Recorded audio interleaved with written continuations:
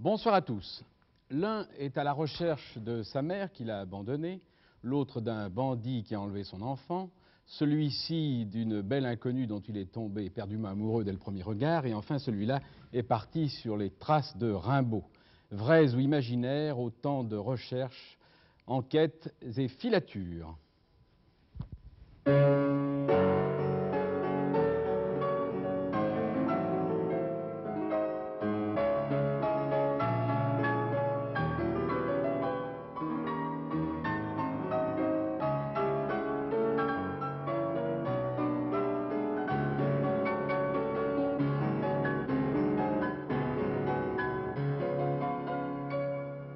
Dessin tiré de cette bande dessinée parue chez Dargaud, une aventure de Cliff Burton, Brouillard sur Whitehall.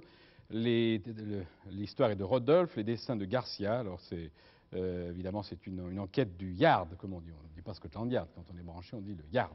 Voilà, une jolie bande dessinée. Alors je vais vous présenter mes 4 invités, en commençant par Frédéric Dard, dit San Antonio. Dans la série de ce qu'on appelle vos récits psychologiques noirs, vous venez de faire paraître aux éditions Fleuve Noir, Faut-il tuer les petits garçons qui ont les mains sur les hanches? Alors c'est un récit d'un enlèvement qui paraît 1 an et demi après un kidnapping tout à fait vrai, celui-ci, le kidnapping de votre fille Joséphine, il y a donc 1 an et demi, et nous verrons tout à l'heure comment la réalité a fait irruption dans la fiction. À côté de vous, Alain Borer, vous êtes poète, vous êtes professeur de culture générale aux Beaux-Arts de Tours, et vous êtes un passionné extraordinaire pour l'œuvre et la vie de Rimbaud. Vous avez réalisé d'ailleurs un film en Éthiopie intitulé Le voleur de feu, qui a été diffusé par TF1, et vous nous proposez ce soir 2 ouvrages consacrés à Rimbaud, Rimbaud en Abyssinie, aux éditions du Seuil, et un sur Rimbaud, se disant négociant, qui est publié aux éditions La Chenal Héritaire. Henri Vincenot, dont le dernier roman paraît aux éditions de Noël sous le titre L'œuvre de chair, et qui est un livre tout entier à la gloire, non pas de la Bourgogne, comme on pourrait s'y attendre de l'auteur de la Bilbaude, mais de la Bretagne. Voilà qui va en surprendre plus d'un. Et puis enfin, Michel del Castillo, romancier, prix des libraires, prix Renaudot. Vous avez failli obtenir le Grand Prix du roman de l'Académie française, et je dois dire que vous l'auriez bien mérité, pour ce roman intitulé La gloire de Dinah, qui paraît aux éditions du Seuil. Alors je dirais au départ que c'est un roman à la fois très romanesque et bouleversant. Mais on verra pourquoi tout à l'heure, pourquoi il est bouleversant. Je voudrais d'abord qu'on parle du romanesque. Alors, ça n'est pas le début du livre, mais j'aimerais que vous commenciez par là, parce qu'au fond c'est la chronologie. Au départ, c'est en Sicile, juste avant la dernière guerre. Il y a un enfant et une mère. Cette mère s'appelle Dinah, c'est l'héroïne du livre. Et elle est une mère sublime. Oui, en tous les cas, pour le petit garçon qui est là, elle est sublime. Il vit à la fois entre sa grand-mère Assunta, qu'on appelle Assou, pour pas abréger, sa mère Dina, et puis deux domestiques, dont une Fortunata qui tient un peu le vieux palais en charge, parce que la famille est un petit peu perdue de ses anciens moyens. Et c'est vrai que ce garçon est à la fois ébloui, fasciné et amoureux de cette mère, qui lui appartient tout entière, puisqu'il n'y a pas de père dans la maison. Elle a été mariée, il a un demi-frère, mais qui vient les jeudis, très bien élevé, très bon chic, bon genre, comme on dit aujourd'hui, mais qui pour lui n'est pas un rival, parce qu'il est trop grand, et il vient 1 fois par semaine, donc sa mère, c'est à lui. Son père est français, il sait que son père est français, il ne l'a jamais vu, en tous les cas, il n'en garde pas de souvenir, et puis bon, il vit, c'est vrai, dans une intimité très profonde et très charnelle même avec cette mère. C'est le bonheur. C'est le bonheur, absolument. C'est le bonheur. Et puis, alors le malheur arrive parce que la mère est obligée de s'exiler parce qu'il y a le fascisme et son amant est un républicain, il défend la République, un antifasciste, donc elle est obligée de venir en France. Et puis c'est la guerre en France. Elle est à Marseille et là c'est la catastrophe à Marseille. Oui, c'est la catastrophe d'abord pour elle parce que c'est une femme qui a été habituée à l'argent, qui a été habituée à une certaine facilité de vie, qui d'un seul coup se retrouve sans argent, sans emploi, sans carte de travail, sans papier à une époque un petit peu, qui donc court d'hôtel en hôtel avec cet enfant, mais avec aussi des habitudes qu'elle avait du temps, c'est-à-dire qu'elle est à la fois d'un seul coup complètement folle et prodigue, dépensant c'est le peu d'argent qui lui reste, le flambant littéralement soupé, et puis un seul coup éclatant sans boulot, et donc elle perd petit à petit de ses moyens. Et c'est vrai que le gosse sent petit à petit qu'il commence à devenir une charge et qu'elle va, entre guillemets, essayer de... Enfin, elle va l'abandonner. Oui, dans tous les cas, elle le laissera. elle va le laisser tout seul. Et c'est vrai que pour ce gamin qui a vécu 9 ans d'une intimité totale avec une telle mère, dont il est littéralement amoureux au sens fort du terme, c'est d'un seul coup la chute d'un enfer. Alors, l'enfant survit à la guerre, on ne va pas dire comment, mais enfin, peu importe. Et puis, après la guerre, la mère ne réapparaît pas. Dina reste d'ailleurs, l'enfant la croit morte. Et l'enfant a grandi, il a fait ses études, et il devient un écrivain. Et il publie son premier roman. Et puis, un jour, il fait une lecture. Alors, Oui. c'est ce qui... Oui, alors ça, je vous dirais, bon, c'est le détail biographique dont j'étais parti pour écrire ce livre. J'avais 40 ans, je sortais à l'époque de l'hôpital, j'avais une maladie assez grave et j'avais failli mourir. Et puis j'avais des difficultés financières, comme il arrive aux écrivains assez souvent dans ces cas-là. Et j'avais accepté une chronique radiophonique littéraire sur des livres. Et un jour, en choisissant un roman, d'un seul coup, en lisant petit à petit, je me suis aperçu qu'il s'agissait de mon demi-frère, dont j'avais vaguement entendu parler, qui avait été abandonné à 2 ans, lui, alors. Enfin, placé chez des gens. Et donc, j'ai poursuivi cette lecture d'une façon absolument hallucinée, parce que, d'abord, je ne le connaissais pas, j'en avais vaguement entendu parler, et lui, il n'avait jamais connu sa mère. Et au fond, j'écris un peu le livre, il est mort maintenant, hein, mais j'ai écrit un peu le livre pour lui rendre la mémoire qu'il n'a pas eue, pour lui rendre la mère qu'il n'a pas eue, si vous voulez, un petit peu par-delà, comme une espèce de, à la fois d'hommage à elle et d'hommage à lui, si vous voulez. C'est de là que c'est parti. Moi-même, j'avais retrouvé à l'époque ma mère. Oui, mais en fait, c'est étonnant, parce que vous publiez... Enfin, le narrateur publie un livre chez un éditeur, il découvre, quelques mois après, publié par le même éditeur un livre, et s'aperçoit qu'il a un demi-frère. Alors, ce demi-frère, d'ailleurs, est un peu mythomane, il a du talent, il est pianiste, mais c'est finalement un petit escroc, et c'est... Écoutez, oui, mais ce qui m'avait en plus, bon, il y a beaucoup de points communs, j'en parlais tout à l'heure avec l'histoire de Frédéric Dard qui m'ont beaucoup troublé, mais ce qui m'avait vraiment laissé un peu halluciner à l'époque, c'est d'abord que des mots viennent sur des mots, c'est-à-dire que je le retrouve par un livre. Ça me paraissait hallucinant, si vous voulez, parce qu'il y aurait eu 1000 moyens, mais pas celui-là. Et puis ensuite, quand je me suis aperçu que j'ai commencé à interroger, nous nous étions croisés sans arrêt.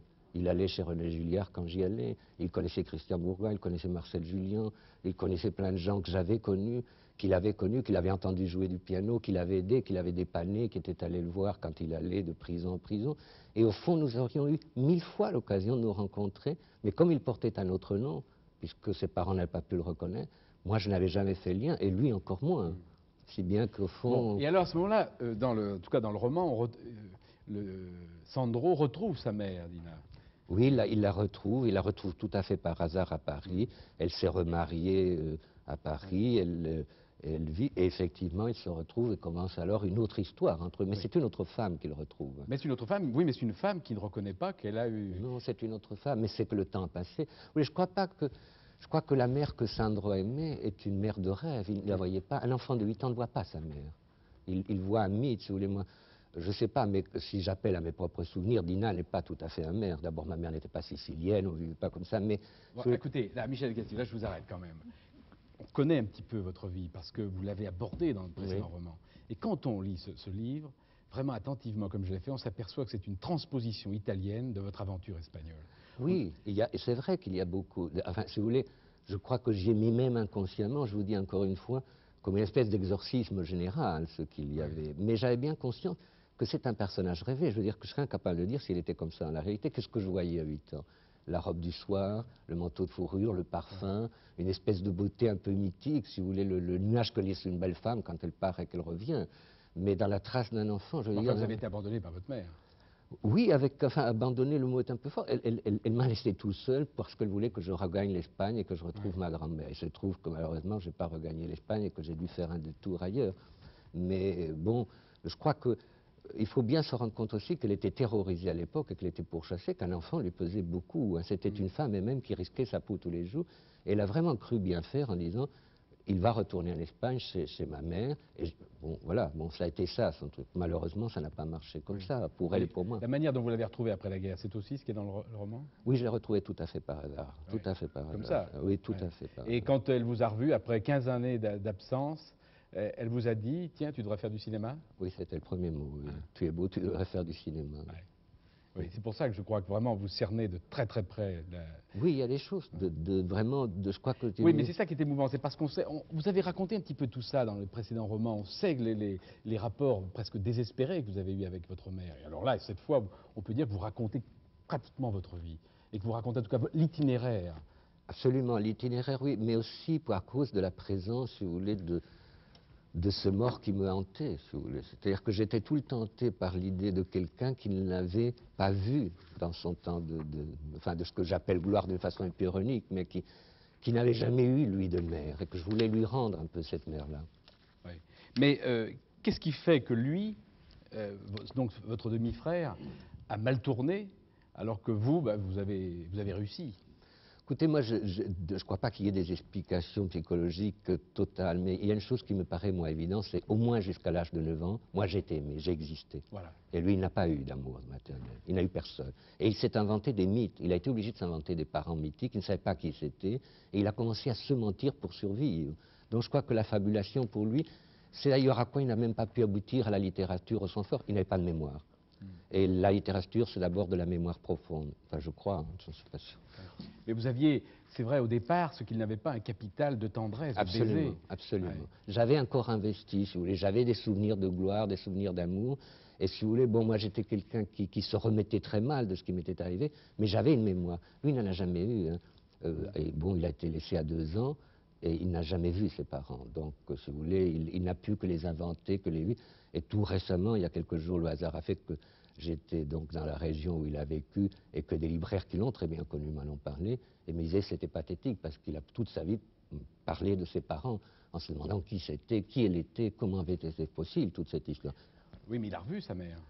Oui, mais il a vu une femme déjà âgée, très très âgée, que j'avais d'ailleurs beaucoup hésité à lui rendre, si vous voulez, parce que je me disais, comment ça va se passer entre eux, tout simplement, si vous voulez, de rendre à quelqu'un qui a près de 50 ans une mère qu'il a laissée tout petit et qu'il va devoir affronter, c'est pas évident. Oui. Bon, c'est pour ça que je lui ai laissé à elle le choix, en lui disant, voilà le livre, fais ce que tu crois devoir faire. Et elle l'a vu, et elle a été très bien avec lui à ce moment-là. Mais le personnage de la mère est tout de même assez terrifiant. Parce qu'au début de votre livre, on se dit, quelle chance il a, ce jeune homme, d'avoir une mère aussi belle, aussi attentive, aussi tendre. Et puis après, cette mère dont on s'aperçoit qu'elle a quasiment abandonné tous ses enfants. Mais elle a été prise dans un piège, il faut bien dire, elle a été mariée presque contre son gré à 16 ans. Hein. Elle vous écoute, là? J'imagine, oui, Ouais. tout à fait. Oui. Elle a donc été mariée pratiquement de force à 16 ans, et elle s'est très vite, bon, elle est retournée à ses premiers amours avec quelqu'un, et les 2 enfants qu'elle a eus avec cet homme, à l'époque, une femme ne pouvait ni les reconnaître. Si vous voulez, la situation d'adultère, notamment dans les pays du Sud, était telle qu'elle était passible de prison, si vous voulez. Si bien que quand même, ils auraient voulu les reconnaître, ils ne pouvaient pas le faire. Alors je crois que le père a donné le nom d'un de ses domestiques, parce qu'en fait, ils étaient 2 frères. Hein. Ils n'étaient pas un. Parce qu'on s'aperçoit, quand on fait le compte, c'est qu'on s'aperçoit que cette femme a eu 6 enfants. Oui. Et ça, c'est... Dans la réalité aussi, elle a eu aussi. Bien sûr, non, mais ça, l'histoire cerne complètement la réalité. Je veux dire, bon, effectivement, parce que Michel Del Castillo sait que sa mère l'écoute, là, c'est évident, donc je pense qu'il a une pudeur, certainement, il le retient, mais c'est vrai que ça sert. Je veux dire, quand on a lu tout le livre de Michel Del Castillo, tout ça se rejoint. La seule chose qui est pas, c'est ce qu'il a fait pendant la guerre, mais ça, vous l'avez raconté, c'est dans Tanguy. Hein, bon, mais Moi, ce qui m'a frappé là-dedans, c'est ce désespoir plein de dignité. Ça, je vous admire beaucoup parce que je sais être désespéré, ça m'arrive, mais je ne sais pas à montrer autant de dignité, rester secret. Comme vous racontez ça à pas feutré, si j'ose dire, à plume feutrée, et je trouve que c'est ce qui fait la qualité essentielle de votre livre. oui. Mais ce qui vous a sauvé, vous, c'est l'écriture. Absolument. Moi, ça a été non seulement la mienne, mais la littérature en général. Enfin, je veux dire, si je n'avais pas découvert la littérature, mais ça aussi, il faut, si vous voulez, c'est pour ça que j'essaye toujours de nuancer un peu les choses. C'est le plus magnifique présent qu'elle m'ait fait. La littérature, c'était elle. Hein. Toute ma petite enfance, c'est elle qui m'a donné la littérature, c'est elle qui m'a donné la musique, c'est elle qui m'a donné l'art. Donc, si vous voulez, moi, j'étais un enfant archi comblé jusqu'à l'âge. Elle vous a donné l'essentiel. L'essentiel. Ah, oui. Elle m'a donné vraiment l'essentiel. Ouais. Elle m'a donné, au fond, les moyens de survivre. Et je dirais même un peu cruellement, elle m'a même donné, en me laissant, la chance de me retrouver. Je crois que si ça avait continué, ça aurait très mal fini, parce que c'était une femme qui avait une très forte personnalité, et je m'en serais très mal sorti. Donc, à un sens, maintenant, je suis très content depuis l'âge de 9 ans d'avoir été obligé de vivre seul. Oui, mais est-ce que vous ne dites pas ça aujourd'hui parce que vous êtes apaisé? Et vous n'auriez certainement pas dit ça il y a 15 ans ou 20 ans. Je n'aurais pas dit ça à 17 ans, à 16 ans, à 16 ans, à 20 ans, même à 22 ans. J'ai commencé à dire ça vers 35-40 ans. Et j'ai surtout commencé à dire ça quand j'ai découvert l'existence de ceux de mes frères, en me disant, parce qu'il était mon négatif, je me suis dit, mon Dieu, voilà ce que j'aurais pu devenir. Si vous voulez. Ça aurait pu être ça, ma vie. C'est votre double nocturne. Absolument, Ouais. absolument, absolument. C'est un peu mon propre échec. Même en écriture, je veux dire, même en tant qu'écrivain, c'est vrai qu'il n'a pas pu même faire une carrière d'écrivain, tellement il était miné par son néant. Enfin, c'est quelqu'un qui n'arrivait pas, tout simplement. Mais il avait quand même un charme inouï parce qu'il savait mentir. C'était un séducteur assez étonnant. Tous ceux qui l'ont approché m'ont dit qu'il était la séduction même. Il était très bon pianiste, pas le virtuose qu'il disait, parce qu'il a raconté beaucoup de cracks, etc. Il était bon écrivain. J'ai lu les 3 romans qu'il a publiés. C'est de la bonne littérature, un peu excessive, un peu lyrique, un peu comme il devait l'être lui-même, ce que j'appelle moi le côté pitié. Je crois qu'il partait très vite dans un lyrisme excessif, mal maîtrisé. Mais c'était manifestement une forte personnalité, je crois. Mais vous racontez quand même une scène terrifiante. Par exemple, quand votre mère le retrouve, eh bien, elle essaie de le monter contre vous. Elle dit, c'est toi qui as le talent, c'est pas l'autre. Mais je crois que ça, elle était... Vous savez, je me suis posé très souvent cette question. Je ne sais pas très bien ce qu'ils ont pu se dire, mais je me dis, une femme qui n'a pas vu son fils pendant 40 et quelques années, et qu'elle a laissé donc à 2 ans, qu'elle a confié chez quelqu'un, qui se trouve face à ce fils, ou bien ils se mentent, ou bien ils ne peuvent rien se dire, parce qu'il n'y a rien à dire dans ce genre. Qu'est-ce que vous voulez dire de 40 ans de silence? Ou bien vous vous étripez, ou bien vous ne dites rien, ou bien vous mentez. Je crois qu'ils se sont montés un peu... Mais votre mère vous a parlé de cette rencontre, de ces retrouvailles? Oui, oui, beaucoup. Vous avez abordé le sujet avec elle? Oui, oui, tout à fait, tout à fait, tout à fait, parce que je crois que c'était... Probablement que c'est quelque chose dont elle a beaucoup souffert intérieurement elle-même, de tout ça, si vous voulez. Je crois on ne sait souvent pas dans la vie comment ça arrive, ces choses-là. Il y a à la fois les pièges sociaux, les pièges de la guerre, les choses qui arrivent qui font que c'est très difficile. C'est plus frappant parce que le frère en question, qui écrit également un roman, Michel del Castillo dit qu'il est lui-même schizophrène, d'une certaine façon comme si tout était à nouveau coupé en deux. Et alors ce silence auquel on atteint, alors même qu'on pourrait entendre la fameuse petite musique de l'écrivain, elle est dans le livre de Michel del Castillo, et alors même que Dinah est en somme une cantatrice, ou qui se dit-elle, même si elle termine dans les estaminets, d'un seul coup, l'opéra cesse. Et on est devant cette sorte de vérité qui n'est pas une vérité sereine comme serait le succès que représente Michel del Castillo par rapport à son double malheureux.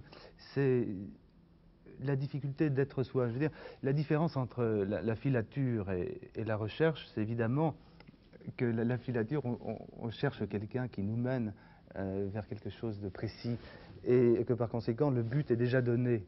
Or, dans la recherche, le but n'est pas donné. Il peut même peut-être ne l'être jamais. Et c'est ça qui fait qu'au fond, on y arrive. En tout cas, à travers ce que vient de dire Castillo, je trouve que son titre encore plus magistral. La gloire de Dinah, de cette dame qui nous écoute peut-être en ce moment, enfin, qui regarde son fils. Je trouve que cet hommage est terriblement émouvant. Alors, vous donnez furtivement, c'est page 38, la raison pour laquelle vous avez mis finalement pas mal d'années à écrire ce livre, parce que vous avez tourné autour. Beaucoup. Oui. Et finalement, ça a dû être dur de l'écrire quand même, celui-là. Très, très dur.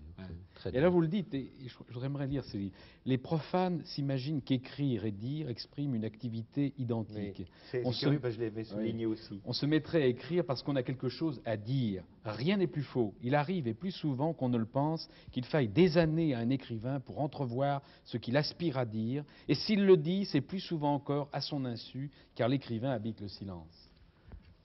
Oui, c'est une belle phrase. Hein, ça. Oui, mais vous savez, il y a à peu près exactement la même phrase, d'une façon, dans le livre de Brère sur Rimbaud. Parce que je crois effectivement qu'il y a un moment donné où le langage débouche sur un vertige de silence. Vous voulez, il y a quelque chose, je ne sais pas comment vous dire, les mots se mangent dans un silence qui n'est pas en puissance à dire, c'est pas ça, c'est un autre silence, si vous voulez, comme une espèce de mur d'un seul coup qu'on a devant soi. Bien. Merci Michel Del Castillo. Alors, passer à San Antonio. Alors voilà, en mars 83, tous les gens qui nous écoutent le rappellent certainement. Les choses s'oublient vite, vous savez. Non, quand même. Un jour de mars 83, tous les journaux, les gros titres des journaux, c'était ceci. La fille de Frédéric Dard, alias San Antonio, Joséphine, a été enlevée. Vous avez versé la rançon, c'était 2 millions de francs suisses. 2 millions de francs suisses qui fait à peu Des près- vrais francs, ça. Ça, des vrais francs, ça fait combien ça, 2 millions de francs suisses? Ça fait 800 millions maintenant. 800 millions de centimes. Bien. Tiens, on parle de centimes encore en Suisse? Quand on parle des Français, Non. vous voulez nous humilier? Bon, alors donc la rançon est versée, puis Joséphine est relâchée. Pardon de vous Oui. interrompre, mais je veux dire que ce raccourci, quand je l'entends maintenant, la petite est kidnappée, la rançon est versée. Oui. Si vous saviez, Bien sûr. dans l'intervalle, ce qui s'est passé entre ces... Mais je suis obligé de raconter Je aux sais, spectateurs bien sûr, en pardon de quelques vous mots. interrompre. Et donc la police suisse fait très bien son travail. Merveilleusement. Elle D'une façon retrouve le grandiose. kidnappeur, elle le retrouve. Il a été jugé il y a quelques jours. Il y a 3 semaines. Il a été condamné à 18 ans de 18 prison. ans de réclusion. 18 ans de réclusion. Voilà. Or, il se trouve que ce jour de mars 83, le jour où votre fille Joséphine est enlevée, eh bien, vous étiez en train d'écrire un livre dont vous aviez écrit 132 pages, les 132 premières pages de ce livre. Alors, je voudrais que vous me disiez, comme ça en quelques mots, quel est le contenu des 132 premières Eh bien, pages? écoutez, depuis plusieurs années déjà, j'avais conçu le sujet suivant. Un romancier habitant Gstaad, c'est-à-dire un personnage qui me ressemble, mais qui n'est pas moi. Un romancier, comme ça, que j'avais inventé, marié à une femme ayant un enfant d'un premier mariage, n'aime pas cet enfant. Il n'aime pas cet enfant parce qu'il a épousé la femme et il n'a pas épousé l'enfant. Et alors elle l'agace, elle trouble sa vie, etc. Elle vit quand même à l'écart de ce couple. Elle est en pension dans le village même de Gstaad, mais il ne veut pas la voir. Et à l'intérieur du couple, c'est l'enfer. Et à l'intérieur du couple, c'est l'enfer, la femme boit. Il y a quelque chose de détruit là-dedans. Et puis un jour, on kidnappe des malfrats, croyant que c'est vraiment sa fille, kidnappe l'enfant Oui. et demande rançon. Oui, alors attendez, Oui. un peu moins vite. C'est-à-dire que vous racontez très bien, Écoutez, d'ailleurs. parce que vous avez plus vite que moi quand vous dites... Oui, kidnapper, mais là, on oui, fait mais maintenant rançon. je vais aller lentement. Non, parce que c'est la fiction qui m'intéresse finalement Oui. plus que la réalité. Oui, vous oui. comprenez? C'est le roman. Oui, c'est le roman. Donc il y a un comédien comme ça qui est au chômage. Ah bon, ben si on raconte Non, le livre en détail, non, moi, je pas en peux détail, bien, non, hein. simplement. Mais alors Non, ça ce va que- être au détriment non, de non, M. non, non, non. Vincenot, de M. Non, Borra. non, vous en faites pas. Ce que vous racontez très Oui. bien, c'est que vous montrez très bien non, c'est dans les 132 premières Oui. pages. Je m'intéresse beaucoup. Il y a ce comédien comme ça qui est en train de fomenter son coup. Et puis, donc, il enlève Dora, elle s'appelle Dora, Oui. je crois bien la fille. Oui, Alors, parce quand que la même, mère est à moitié... un petit détail quand oui. même. Votre écrivain s'appelle Charles. De Jallieu. Oui. Or, vous êtes né à Bourgoin-Jallieu. Oui, je suis né à Jallieu. Jallieu. Je suis né à C'est curieux Jallieu. quand même, Charles de Jallieu. Non, c'est pas curieux. Enfin, écoutez, jusqu'à Ça présent... voudrait dire quand même que... Non, je veux dire que toute ma carrière a été basée sur un délire d'imagination. Oui. Vraiment, j'ai de l'imagination à ne plus savoir qu'en faire. Et comme je ne sais plus qu'en foutre, je la mets dans des livres et tout va bien, merci. Mais pour une fois, j'ai voulu m'impliquer. Voilà. C'est-à-dire que dans mon esprit, j'ai inventé un personnage qui n'était pas tout à fait moi, mais qui vivait comme moi, qui avait quand même des tics, etc. Au point, si vous voulez, quelque part, bien sûr que je m'identifiais à lui par la force des choses, puisque j'avais envie, moi, de m'exprimer. Mais j'avais pensé à la chose suivante, c'est que ce romancier écrivait, on le prend, il est en train d'écrire une histoire, et cette histoire, c'est celle de ma propre vie. C'est-à-dire qu'il raconte l'histoire d'un petit garçon, hein, qui est mal foutu, qui a un problème, et par flash, il balance la vie de ce petit garçon Alors, qui est la mienne. Quelle est la couverture quelle est cette photo qui sert à la couverture? C'est une photo de moi, c'est une photo de... C'est une photo de vous. Oui, j'avais Hein? 4 ans là-dessus. Le Je voudrais personnage qu'on voit derrière, c'est ma photo. mère. Voilà. C'est C'est votre mère d'ailleurs? C'est ma mère. Et Ça, c'est un passeur, C'est un parce que ça se passeur. passait dans l'Ardèche. Ça, donc le petit... Et on traversait à l'époque le Rhône avec un bac à traille, et c'était le passeur. C'est ça. Bon, alors, Alors. il y a, alors d'un seul coup, irruption de la réalité dans votre fiction. Alors, irruption de la réalité, c'est-à-dire que je venais d'écrire l'enlèvement par ce comédien raté, ce ringard, pour se procurer du fric. Il kidnappe la petite du romancier, enfin la belle-fille du romancier, et puis il s'est passé cette chose aberrante, c'est qu'un matin, le lendemain matin du jour où j'ai écrit ça, ma femme est venue m'appeler, enfin peut-être pas exactement le lendemain matin, elle m'appelle en me disant « Est-ce que Joséphine est avec toi ?» parce que je me lève tôt le matin, que je prépare le déjeuner tout le monde avant que le personnel soit levé. Et elle me dit « Joséphine n'est pas dans sa chambre. » Et tout a commencé comme ça. L'horreur est entrée dans la maison. Ouais. Et l'horreur est entrée dans la fiction. L'horreur est entrée dans la fiction, est entrée dans la maison. Et alors, il y a une espèce de télescopage du réel et de l'irréel qui est absolument forcené. Ouais. Et je vais vous dire une chose, quand on a retrouvé Joséphine, vous voyez, Ah bah, allez-y, là. Oui. quand on a retrouvé Joséphine, j'avais mon manuscrit bien sûr en cours, et pendant le rapt, pendant ces heures affreuses, au cours desquelles on est assis, ma femme et moi, dans un fauteuil, entourés de policiers bienveillants, fraternels, et je leur dis un grand coup de chapeau depuis la France aujourd'hui. Je tiens à les remercier. On peut lancer des messages personnels. Alors je le fais. Eh bien, entouré de ces policiers, nous deux prostrés, ma femme tassée, une espèce de femme qui avait vieilli de 100 ans, vous voyez. Et brusquement, qu'est-ce que je disais? Non, mais simplement, je ne sais pas, vous vouliez raconter qu'il y avait ce manuscrit. Je suppose que vous Oui, pensiez le alors, manuscrit. brusquement. Il y a ce manuscrit qui est à côté. Retrouve, non, parce que j'étais parti dans des dérapages incontrôlés. On retrouve Joséphine, et j'avais un ami à la maison qui nous a prodigieusement secondés, qui est directeur de la télévision suisse, Jean Dumur.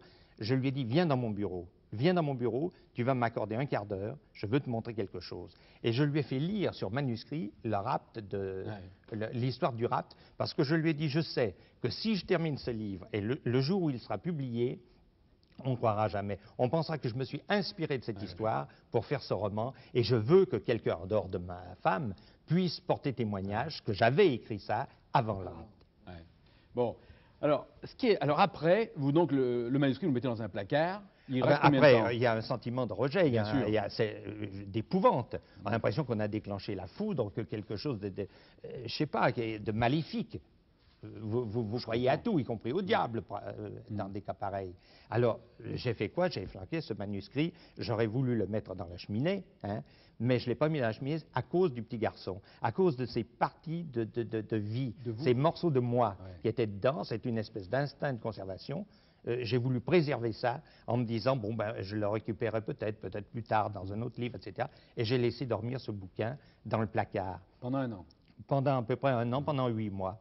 Et puis au bout de 8 mois, enfin vous savez tous, puisque vous écrivez ce que c'est que l'écriture, on ne perd pas de vue, enfin c'est ce qu'on a commencé. Alors c'était une sorte de tourment, c'est venu me chercher, je me suis dit non, il faut que je termine ce livre, il n'y a pas de raison. Pourquoi je vais m'incliner, moi, devant un coup du sort? On m'a volé ma gosse, je ne vais pas me laisser voler un livre. En somme, je résume les choses comme ça. Je reprends mon bouquin et j'ai repris ce livre. Et là, alors, ça n'a pas été de la sucrète. Oui, pourquoi? Ben parce que c'est épouvantable avec une idée pareille, en ayant vécu le drame. Parce qu'à ce moment-là, il y a eu bifurcation. C'est-à-dire que, parallèlement, pendant que j'écrivais ce livre, moi, j'assistais à l'instruction du procès du kidnappeur, du vrai. Tous les jeudis après-midi, pendant un an, j'étais dans le bureau du juge d'instruction et j'assistais à cette chose-là. Oui. Et moi, quand je rentrais le lendemain matin, je me mettais à ma petite machine à écrire et je tapais quoi? Une histoire qui n'était pas pareille. Non, qui n'est pas pareille. Parce que je suivais mon canevas. Parce que je me disais, je ne vais pas non plus me laisser boulotter par la vérité. Il faut que je conserve ma trame. Il faut que j'écrive mon livre. Mais la réalité, quand même, elle a dû vous assaillir avec violence. Ah, mais enfin, avec une violence. Je crois que... Vous savez, j'ai trouvé une formule, enfin, elle s'est imposée. J'appelle ça le mal d'horreur. Parce que c'est vraiment l'horreur qui se précipite sur vous. Un matin, ne plus retrouver son enfant dans son lit et trouver à la place des taches de sang et la lettre d'un monsieur qui vous demande de l'argent pour vous la rendre, c'est le bout de la nuit. Ouais. C'est quelque chose d'indicible. J'avais perdu mon père 2 mois avant et j'étais terriblement traumatisé par la mort de ce père qui a été merveilleux pour moi. Eh bien, je peux vous dire, et s'il m'entend, je lui en demande pardon, d'un seul coup, le chagrin a été stoppé net. C'était, vous savez, un train en cache un autre, un malheur en cache un autre. Et celui-ci était tellement énorme que brusquement, l'image de mon père s'est estompée. Mais tout de même, est-ce que la réalité étant tellement pressante, tellement violente, est-ce qu'elle nous a quand même pas parfois guidé votre main alors que vous racontez une histoire? Non, il y a une chose qui a dû se produire inconsciemment. Je suis conscient qu'inconsciemment elle s'est produite. C'est que On ne peut pas écrire, en ayant vécu ça, continuer son histoire, sans qu'il y ait vous comprenez, des jets de vapeur, sans que quelque part, cette histoire Mais par exemple, je donnais ce détail qui m'a fait sauter quand j'ai lu ça. C'est qu'à un moment, le personnage, l'écrivain, va chez... question d'acheter un tableau de Dali. Et il va chez une sorte d'antiquaire ou de marchand de tableaux, qu'il appelle d'ailleurs, il appelle l'écrivain, il l'appelle Victor Hugo. Et il lui dit ceci: certains esprits mesquins chuchotent que c'est toi qui aurais goupillé cette affaire de kidnapping. Mais oui. Je suis persuadé que vous avez entendu dire. Mais bien sûr que je l'ai entendu dire, parce que les gens sont abominables, parce que les gens ont l'abomination à fleur de peau. Parce qu'immédiatement, quoi? Vous pensez bien, un romancier à qui on kidnappe la fille. Je veux dire qu'en étant là ce soir, même je lance une espèce de défi, je viens de sortir un livre sur un rapt, après avoir vécu ce rapt, en sortant d'un procès. On se dit, mais enfin, tout ça, c'est effarant. Et pourtant, c'est quand même, c'est la réalité. Vous comprenez? Bien sûr que des gens ont chuchoté ça. Je le sais, on me l'a répété. On m'a dit, mais c'est un coup de pub. Vous parlez d'un coup de pub. Parce que si on a l'air cocu dans la vie, c'est bien le jour où on vous prend votre gosse sous votre toit. Je veux dire que des coups de pub comme ça, j'en ai, quand vous voulez me faire l'honneur de m'inviter, ils sont de bonne aloi. Je n'ai pas besoin d'aller manigancer un truc, et puis je ne vois pas pourquoi un type se taperait 18 ans de mitard pour me faire plaisir. Enfin, ça me paraît évident. Hein? Ça, je crois. Oui. Ça, c'est quand même net. Très bien. Alors, maintenant, Frédéric Dard, revenons à la fiction. Oui. Là, dans la fiction, donc votre belle-fille, enfin la belle-fille de l'écrivain est enlevée, et puis l'argent est versé, et il l'a payé, là aussi 2 millions, c'est la même rançon. C'est la même rançon. C'est la même rançon. C'est la même rançon. 2 millions. Je suis tout à fait d'accord. C'est la même rançon. Et alors il la retrouve, et à ce moment-là, et c'est là d'ailleurs, je trouve que la très grande force de votre roman, c'est que parce qu'il a payé cet enfant, il se met à l'aimer. Écoutez, pendant des années, la Corse a été tranquille. Vous savez pourquoi? C'est parce qu'on l'avait acheté. On l'avait acheté aux Génois, simplement, et personne ne contestait rien. Ça s'était fait chez un notaire, je pense. On avait acheté la Corse. L'Alsace-Lorraine, on a passé des siècles à se battre pour elle, parce qu'on la conquérait, vous voyez, sur des champs de bataille. Des gens mouraient pour ça. Eh bien, là, je veux dire, ça procède je sais pas, d'une réaction assez semblable. C'est que, à partir du moment où ce type a payé cet enfant, il balance donc 800 millions d'anciens francs, 7 centimes si vous voulez, et il donne ça pour avoir cet argent, il a brusquement une espèce de sentiment pas de propriété, mais il a fait quelque chose pour elle. C'est une seconde naissance qu'il a accordée à cet enfant. Il l'a récupérée grâce à son pognon, peu importe les moyens, mais grâce à lui. Grâce à lui, il a eu l'enfant. Et attention, là, elle est à moi maintenant un peu. Donc c'est sa fille. Et ça devient progressivement, c'est pas du jour au lendemain, mais ça devient progressivement sa fille. Vous comprenez ça, Henri Vincent? Oh, très bien, oui. C'est magnifique. Hein. Oui. Merci. Bon, alors, là, alors la police suisse n'intervient pas, d'ailleurs, c'est le roman. Non, mais je vous dis parce que dans le canevas que j'avais fait, parce que si elle devait intervenir là-dedans, alors j'écrirais un bouquin du double. Oui, alors c'est l'écrivain qui, lui, va démasquer le kidnappeur. C'est l'écrivain, c'est la kidnappée, c'est un concours de circonstances, tout fait que progressivement, ils sont... Mais intéressant, parce qu'à un moment, vous dites un romancier, qu'est-ce que c'est, sinon un homme qui devine? Oui, mais je crois qu'il y a de ça, il y a un côté divinatoire chez les romanciers. Je pense que nous passons... Oui. Je crois que nous passons notre vie à écrire des vérités inventées. Oui, absolument. Je pense que vous reconnaîtrez là-dedans. Vous êtes d'accord, M. Cassier? Oh oui, tout à fait, si vous voulez ça. Et parfois, il y a même des livres prémonitoires. Mais il m'est arrivé une fois dans ma vie d'avoir écrit un tiers de livre de quelque chose qui m'est arrivé par la suite. Je veux dire, je crois que le corps sent les messages qu'il reçoit. C'est ça, probablement, on s'écoute soi-même intérieurement sans s'en rendre compte, un côté médium de quelque chose de soi. Oui. C'est-à-dire que le romancier en raconte tellement qu'il est obligé à un moment donné de dire la vérité. Il y a ça aussi. Oui. Comme les prophètes. Alors, on pourrait penser que le kidnappeur démasqué, que voilà un livre il va avoir un happy end, comme on dit. Or, pas du tout. Ça se termine dans le drame. Il se trouve que le père, enfin ce nouveau père, va être victime même. Pas la fin, ils vont pas l'acheter. Non, je dis pas la fin, je vais pas raconter la fin. Je veux dire que ça se termine d'une manière effrayante, dans la noirceur la plus totale, votre livre. Dans le désespoir. Dans le désespoir. Mais alors là, je raccroche avec la réalité. Parce que j'ai constaté que un des drames de la vie, enfin tout au moins de la mienne, consiste à voir ses enfants fiche le camp, à voir ses enfants grandir, vivre leur propre vie. C'est affreux ce que je dis, parce que vous allez m'objecter que c'est la vie, que j'en ai fait autant vis-à-vis de mes parents, et que c'est la chaîne, etc., etc., et reconnu. Bon, d'accord, il n'empêche que pour moi, voir grandir et se détacher de moi mes enfants, moi qui ai l'esprit, je sais pas, de possession, je suis un père, mère presque, vous voyez, c'est quelque chose d'atroce. Et ce que je raconte là-dedans, c'est un petit peu ce sentiment exacerbé de la fuite de l'enfant qui s'en va, qui vous quitte et qui vous laisse comme un con sur une île, quoi. Oui, mais excusez-moi, vous la reprenez par l'écriture, d'une certaine façon. Ça vaut encore plus que la rançon. Parce que moi, ce qui me frappe beaucoup, c'est que c'est aussi le commissaire San Antonio qui est là et qui a produit quelque chose d'énorme. Alors on dirait que d'une certaine façon, ça pourrait ne pas cesser. Et puis, d'un seul coup, Frédéric Dard préface, vous avez honoré d'une préface, Monsieur Desjalieux. Moi, je croyais Desjalieux que ça pouvait s'entendre littéralement, que ça avait déjà eu lieu.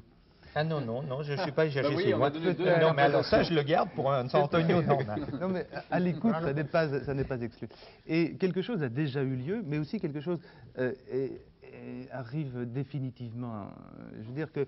Alors, il y a une autre hypothèse, c'est-à-dire, est-ce que vous pourriez continuer indéfiniment à produire les aventures du commissaire San Antonio, ou bien est-ce qu'avec cette irruption de la réalité, quelque chose s'arrête? Parce qu'il est possible aussi d'imaginer que la réalité vient, est produite par la fiction, à la façon de Borges. En tout cas, moi je suis sûr que quelque chose est définitivement arrêté avec San Antonio. C'est mon avis, il se passe quelque chose. Réponse. J'ai pas ce sentiment, puis il va me foutre la trouille, hein. Je vais écrire avec la plume entre les jambes. Bon. Vous laissez faire, hein. Non, je ne pense pas, non. J'ai l'impression que c'est un autre jus. Les San Antonio, c'est quelque chose ça fait partie de ma vie, de ma démarche, de ma vie courante, vous voyez. On mange, on dort, on se couche. Il se passe la vie. Moi, j'écris des San Antonio.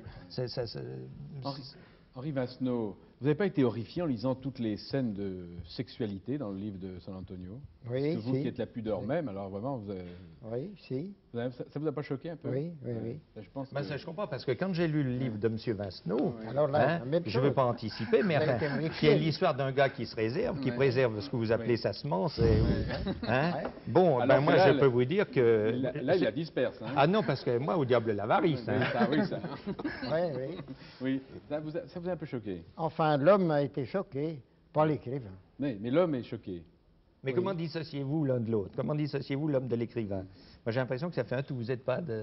Ah oui, pour moi, ce serait très difficile. Bon, ben, je veux dire, Ah il y a pas de non, problème, l'écrivain même quand j'écris l'écrivain mes tours crée un tout de suite. personnage. Vincenot. L'écrivain crée un personnage, alors que l'homme vit sa vie à lui.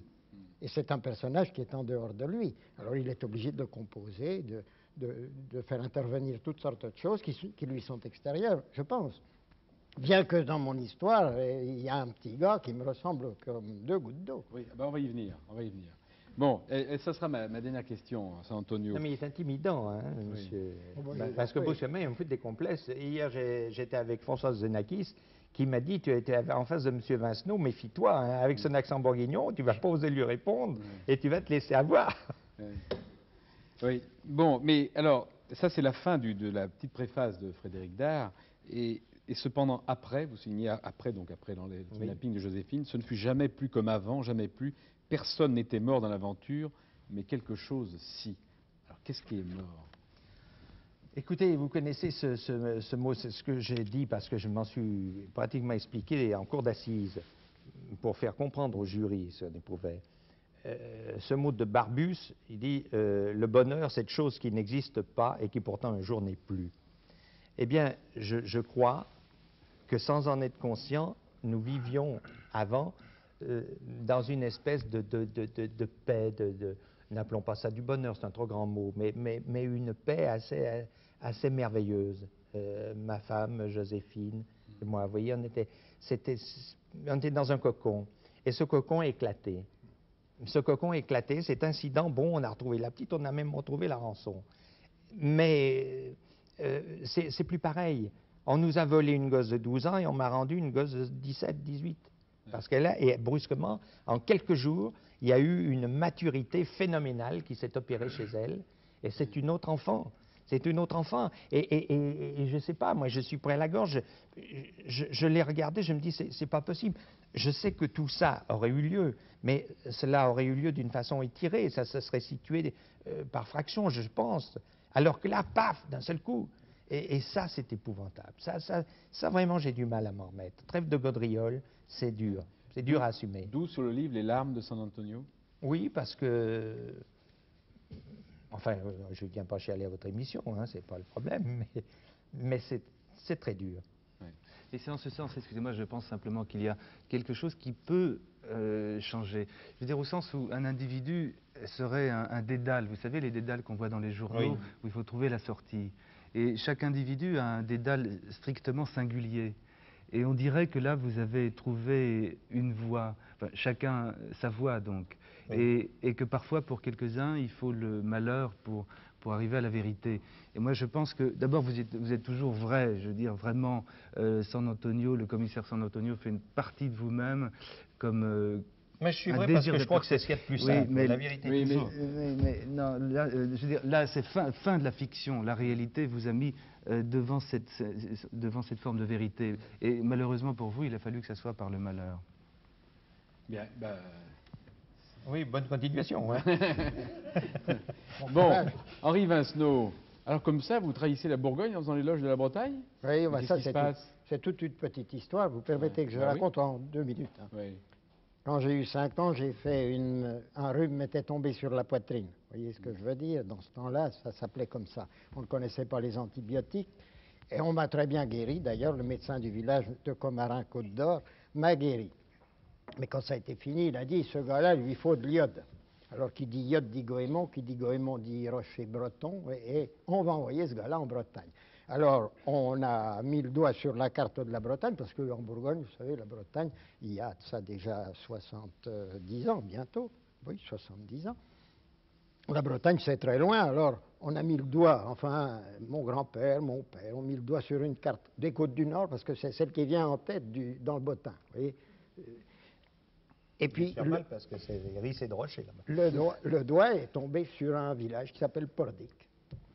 Alors, on a écrit au maire, on a écrit notamment au maire, qui était en ce moment-là en train de se faire casser la figure au chemin des Dames, c'était en 17, et puis c'est un vieux pêcheur qui a trouvé cette lettre, qui était adjoint au maire. Il a hésité à l'ouvrir, puis l'ayant lu, il a dit « Envoyez votre gars, il sera reçu ici comme chez lui, etc. » Alors là, j'ai profité de l'hospitalité et de la générosité bretonne. Je serais presque tenté de lancer un appel et un salut à toute la Bretagne. Bah, décidément, c'est la... Pas à l'indépendance quand même. Hein. Mais si vous voulez, je peux le faire en breton d'ailleurs. Ah oui, alors, faites-le en breton. Dans nol bresis, tu da vroyu, Tréguer, Léon, Gwened, Sambrieg, Saint-Malo, Vous avez votre dictionnaire? Ouais. dans Non, nol bresis, salut, à Crescalon. oui. Voilà tout ce que je voulais. Mais ce qui est vrai, c'est qu'on voit très bien que Bon. vous parlez à la fois le breton et puis aussi le breton Et le guégueulin patois gallo. et le patois gallo. Je vais vous expliquer pourquoi en 2 mots encore. Oui. Le village où je suis tombé comme ça par hasard, c'est la frontière linguistique, c'était la frontière linguistique, elle a reculé un petit peu, entre le breton et le patois gallo. Voilà. Alors, ça vous a peut-être étonné d'entendre, c'est peut-être la première fois qu'on prononce des mots en breton à l'émission Apostrophe. Non, pas du tout. Non, Ah, j'avais non. fait une émission sur la Bretagne avec Oui, mais, des oui, mais bretons. celles-là ont été prononcées avec l'accent bourguignon. C'est Alors, vrai. c'est très particulier. Oui, ça, c'est pour être particulier, Bon. c'est particulier. Mais vous dites même que, alors, au début, Ah, j'ai reçu donc l'enseignement de ces vieux Oui. conteurs bretons qui passaient dans les villages. Et voilà ce qui explique un petit peu le roman, c'est-à-dire qu'il est calqué sur un conte breton qui, lui, est, comme le roman, si vous voulez, la glorification de la continence virile. Voilà. alors le personnage, le personnage vient en vacances en Bretagne. Il a réussi son concours à entrer à l'école coloniale. Oui, l'école coloniale. Oui, l'école coloniale. Et puis donc, il va aux veillées bretonnes, il est séduit par la langue, et puis il tombe. Et tout d'un coup, au Il cours voit une d'un blonde. conte breton, Oui. donné par Marguerite Philippe, qui est la petite nièce de la grande Marguerite Philippe, qui a sa statue à Saint-Brieuc dans les jardins du palais de justice. Là. Oui. Elle est à côté d'Anatole Lebras, c'était la grande conteuse. Et celle-là, c'était son arrière-petite-nièce. Bon, et elle nous régalait de ces contes, qui sont sensationnels, qui sont vraiment... Ben, on retrouve nos Ils n'ont pas origines. publié, non? Si, ça existe. Ah oui? Oui, il y a un bouquin qui s'appelle Le Mabinogion, qui a été publié, il coûte très cher d'ailleurs, mais qui ramasse tous ces contes bretons. Il y a la version breton et la version en français à côté. C'est assez étonnant. Oui, d'ailleurs, il y a un aspect bilingue dans votre roman aussi. Ben oui, oui. J'ai tenu à conserver cette atmosphère bretonne au moyen de la langue. C'est pas bilingue, je veux dire traduction simultanée du breton. Oui, Oui. ben, j'ai mis la traduction, parce qu'il y a quelques phrases en breton, effectivement, et j'ai mis la traduction Au début, immédiate au en début. français. Oui, au début. Voilà. Alors au cours de cette veillée... ce jeune homme a été frappé par ces contes, et en même temps, il a vu dans la société deux jeunes filles, dont il en connaissait une, mais l'autre, il ne la connaissait pas. Et c'était quelque chose de merveilleux. Il est devenu amoureux de cette fille. Mais elles ont disparu, toutes les deux, et il a cherché à les retrouver. Et c'est la recherche permanente de cette fille. Oui. Nous sommes bien dans l'émission ça. Recherche. Voilà. C'est la recherche permanente de cette fille pendant 3 ans, pendant même 4 ans. Mais qui au fait départ, l'objet oui, mais, du attendez, roman. au départ, il a vu cette fille, il a dit, bon, c'est la femme de ma vie, et il décide de rester pur. Voilà. Alors, vous Vous dites- ressemblez au héros du conte. C'était pour elle que je travaillerais, que je me garderais, le corps pur comme une âme, le rêve des Celtes. Point d'interrogation. Voilà, c'est ça. Bon. C'est très conforme au conte, à l'ensemble des contes d'Artus, d'ailleurs. Et- C'est le chevalier qui est à la recherche du Graal. Et le Graal, finalement, c'est la femme. Alors, il y a du mérite quand même à rester pur pendant ces 3 années. C'est parce que il y a 2 femmes superbes qui vraiment se donnent à lui, Oui, et pas oui. du tout, il repousse. Oui, il y a même un curé qui le tente, d'un autre Ouais. côté, en lui disant, mais il faut vous faire curer. Ouais. Bon, il vainc tous ces obstacles. C'est ça. Et finalement, bon, alors je n'en dis pas plus long, parce que... Ben Ce qui si, est admirable, c'est que M. Vincenot ait dit qu'il le tente Oui. en lui proposant d'être curé. Mais oui, mais bien sûr, Je veux dire que bien sûr, c'est une tentation, Oui, oui. c'est un Bien sûr, obstacle. fabuleux. C'est un obstacle qui est placé par l'Église, disons. Non, Oui. il faut quand même dire, M. Vincenot, que votre héros va ensuite, il est diplômé de l'école coloniale, il va au Maroc, parce qu'il va au Maroc pour suivre la jeune fille. La Et jeune que- fille. C'est ça, et que lorsqu'il va la trouver, ça va être une déception affreuse. Bien sûr, parce qu'il s'est fait, bien entendu, au cours des 4 ans où il n'a pas pu la voir. Parce que le conte en question, le conte breton, est remarquable. Je ne sais pas si vous avez vu la similitude, d'ailleurs. C'est un héros qui s'appelle Conan, qui voit passer une jeune fille à cheval. Cette jeune fille marche au pas de son cheval, bien entendu. Lui saute sur son cheval, pique des deux et se met à galoper pour la rattraper. Il a beau trotter d'abord, galoper ensuite, le grand galop ensuite, elle continue à marcher au pas et il ne la rattrape pas. Alors ça, c'est l'image de ces 3 ans de poursuite, n'est-ce pas? Et quand il la rattrape, elle s'évanouit, elle est au pied d'un palais, il entre dans ce palais et là, il trouve une femme, mais alors ce n'est pas la même, mais c'est celle qui l'attendait, c'est celle pour laquelle il était prédestiné. Voilà. Voilà le conte breton et qui dirige en somme tout le roman. Tout le roman. Mais Bon. le jeune homme s'est promis de suivre le programme du roman, Et c'est du conte, Et c'est ce que vous vous êtes promis quand vous étiez jeune? parfaitement. Mais il ne pique pas des deux. lui. Là, Pardon. c'est important, là. Oh si, j'en ai mis un Ah ben bon non, il ne pique coup, pas là. des deux, là. Pour Non, voir c'est ce que je dis. Ouais, c'est Elle se vrai. réserve pour la fin. Ouais. Oui, parfaitement, Vous êtes comme ça, resté parfaitement. pur pour le mariage. Parfaitement, oui. Ouais. oui. Alors, vous racontez... Et c'est une recette que je donne parce que c'est une recette de bonheur. Et tous ceux qui veulent être heureux, Ouais. en ménage, tout au moins. Nous, quand on fait autant, Oui, alors- c'est très facile. Oui, alors évidemment, là, on est très Ça, loin. c'est vous qui le dites. Hein. Ah, Vous mais me permettez je de le dis. réserver. Je le dis parce que je le sais. Enfin, de toute façon, en ce qui me concerne, c'est trop tard, mais... Oui, mais, non, il est vrai qu'on est loin de Berrurier, là, ça c'est sûr. On est très loin de C'est Berrurier, mais- l'anti-Berrurier, C'est monsieur l'anti-Berrurier. et de oui. San Antonio. Non, mais il y a une métaphysique de Berrurier, il faut voir ça. Oui. Alors, oui, et l'œuvre de chair, donc, s'accomplit dans le mariage, C'est sa seule raison d'être. Ouais. Mais Il alors, y en a qui parlent de l'acte sexuel, eh bien, le jeune homme le dit, parce que jeune homme, c'est pas tout à fait moi, bien entendu. Enfin, comme dans tous Bien les sûr. romans, il y a une part de soi, puis une part qu'on appelle l'imagination.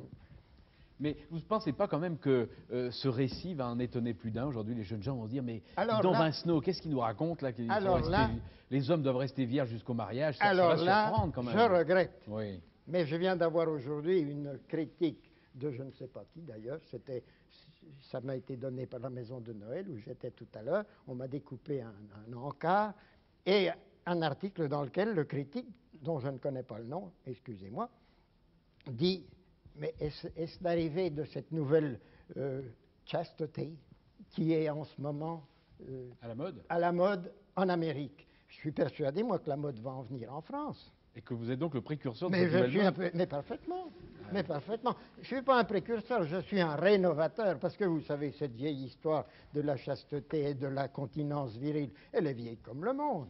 Oui. Et vous savez, il n'y a pas toujours eu des San Antonio. Oui. Oui. C'est pour ça que je suis arrivé au bon moment. Là, Ouais. Bon, alors, vous pensez qu'on pourrait vivre dans les années qui viennent la chute de San Oui. Antonio et de Berrurier Alors, et la montée de... oui, il y a un mois et demi que le livre est sorti. C'est pas la montée, mon cher ami. Vous appelez ça la montée de... Oui, Non, mais J'ai- c'est un peu de Santonio, ça. Ouais. mais oui, il y a un mois et demi que le livre est sorti, je pense un mois et demi, j'ai déjà une trentaine de lettres, dont De lettres. beaucoup de lettres de jeunes filles. Et qui J'avais vous pensé disent quoi? les apporter. Eh bien, qui me disent, enfin, voilà un homme comme nous voudrions en trouver. Ah bon? Je regrette. Ah, Eh oui.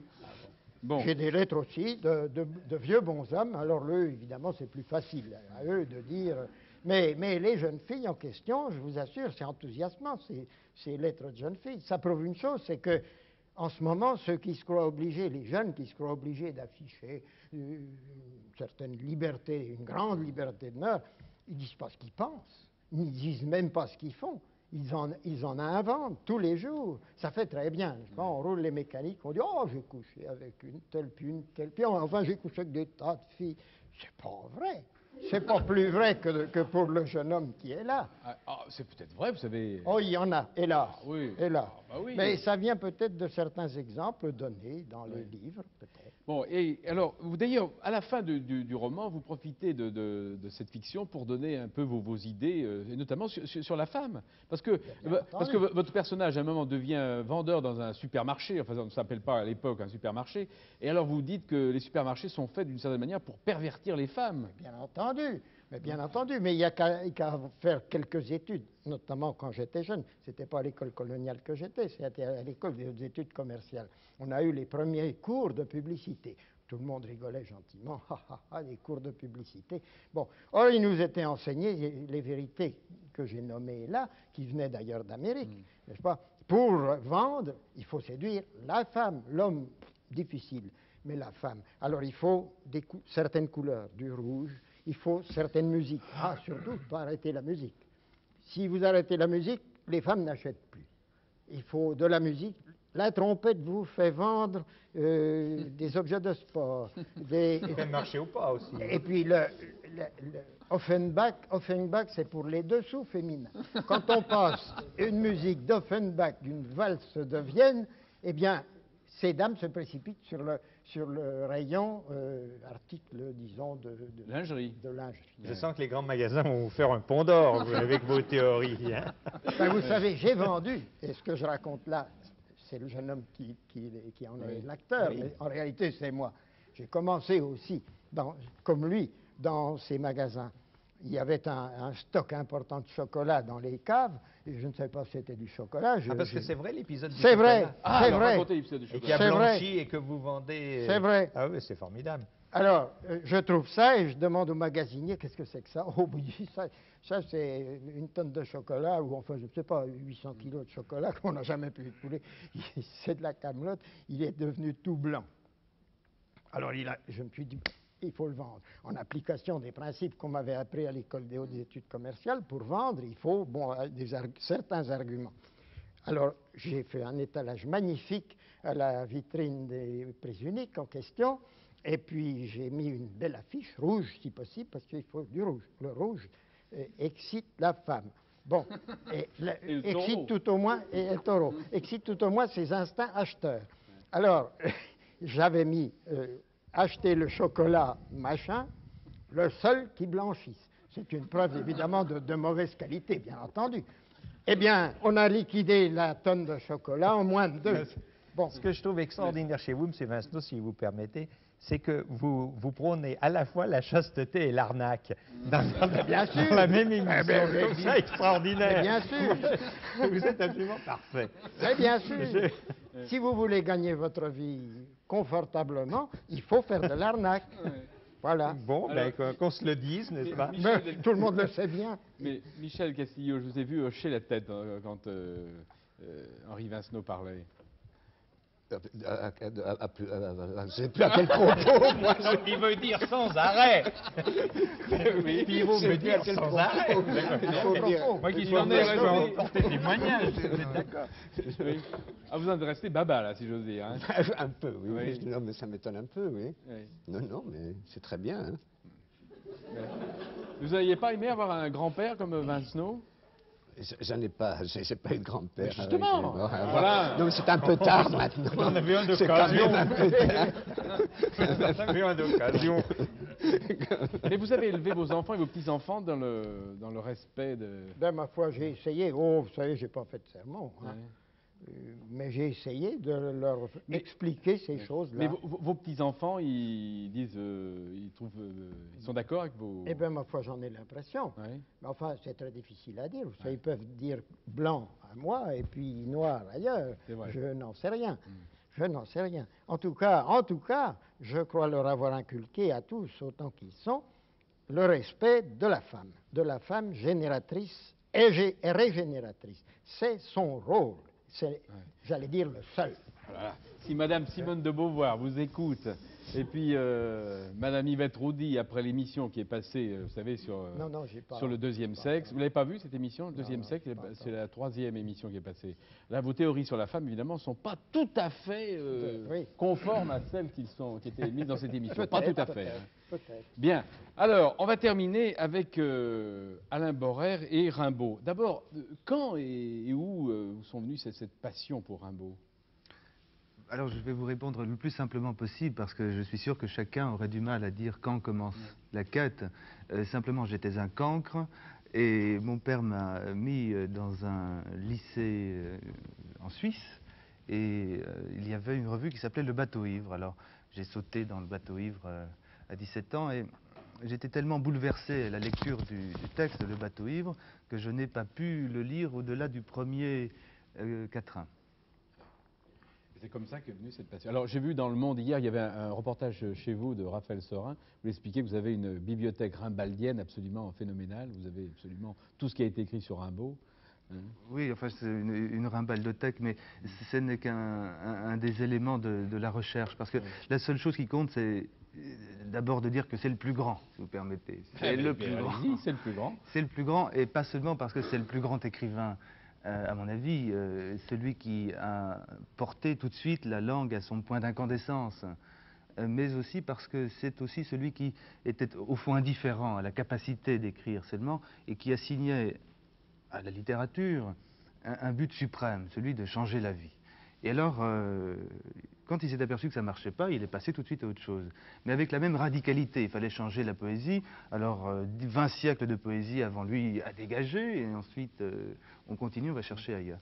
Et il y a la même, je crois, il y a la même exigence au cours de toute sa vie. Donc, quand Rimbaud quitte la France, et quitte la poésie aussi pour l'Abyssinie, c'est parce qu'il s'aperçoit que la poésie ne peut pas changer le monde, c'est ça? Oui, je crois. C'est la principale raison. Je crois. Mais oui, parce que vous savez, la poésie ça a l'air d'un exercice ou d'un loisir ou de quelque chose qu'on fait dans l'ennui. Et il ne reste au fond plus de la poésie qu'une conception romantique, enfin la publicité Boursin, quoi. Je crois que lui était quelqu'un qui pensait que la poésie pouvait changer la vie, vraiment, et il a en effet échoué. Oui, mais il a pensé ça en étant enfant, puisque sa carrière a cessé à 19 ans. 19 ou 21. Oui. Mais l'essentiel pour nous est qu'il l'ait pensé, qu'il l'ait cru vraiment, et qu'il ait toujours cru avec intransigeance à ce qu'il faisait. Alain Borer, alors vous êtes parti... Frédéric Dard, je suis sûr qu'il n'est pas satisfait de ma réponse. Si. Pourquoi? Non, non, il y a une chose qui me trouble dans Rimbaud, c'est qu'il est presque renié, en somme, son œuvre. Après, il n'aimait pas qu'on lui en parle, il se fâchait, il avait un rejet de ce qu'il avait fait. Oui, ça ne, non Je veux seulement dire ça, mais... que donc ça a été bien tranché. Sa rupture avec la poésie, c'est une chose. Après, il a démarré à travers le monde, en grand marcheur Oui. d'ailleurs, c'est ça qui est Oui, prodigieux. oui. C'est la Certainement façon dont il a définitive. arpenté Oui. l'Europe. Oui, oui, certainement définitive. Mais en portant toujours cette exigence. Quand même, moi, ce qui m'a frappé, c'est de retrouver ce pays, l'Abyssinie. Alors, vous y êtes allé en 78, hein, oui. 1978. Vous êtes 77. Alors, ce qui est extraordinaire, en 77, c'est que vous avez le même âge que Rimbaud quand vous êtes allé en Abyssinie, 27 ans. Oui, ce qui est le plus impressionnant pour moi, c'est de savoir que je ne survivrai pas 15 jours dans un pays où il a trimé comme un âne, pour le citer, pendant 10 ans. C'est tout à fait fascinant lorsqu'on arrive dans cet empire 2 fois et demi grand comme la France, c'est de s'apercevoir que chaque jour, il devait risquer sa vie. Il y avait un jeune explorateur qui s'appelait Lussereau. Il arrive à Aden en 1880 et il se balade en Abyssinie avec de la strychnine. Il y a un autre explorateur qui s'appelle Achille Raffray et qui, lui, se transporte en Abyssinie avec du cyanure pour éviter la castration. Et puis le patron d'Arthur Rimbaud, Alfred Bardet, se transporte avec des fusées éclairantes. Et Arthur Rimbaud arrive à 27 ans dans cet empire et il se transporte les mains dans les poches avec du dabokolo, des céréales, comme ça. Comme s'il y avait un désir de risquer sa vie, de la perdre. Et alors le plus impressionnant encore, c'est de s'apercevoir que dans ce pays, il aurait pu recevoir de ces gens que l'on rencontre au moins une leçon de sagesse, la façon de vivre ici et maintenant que peuvent nous apprendre les Africains. Et pas du tout, il continue toujours à cavaler, parce qu'il n'a jamais cessé de marcher, ça c'est une des grandes constantes de sa vie, jamais cessé de marcher. Et il continue de marcher. Alors que cherche-t-il? Et vous savez, ce qui me scandalisait vraiment, je crois y être allé sans a priori d'ailleurs. J'avais simplement un petit carnet de route et Madame Lachenal, Philippe Soupeau, Arthur H. Becher, nous avions l'intention de faire un livre sur Rimbaud négociant.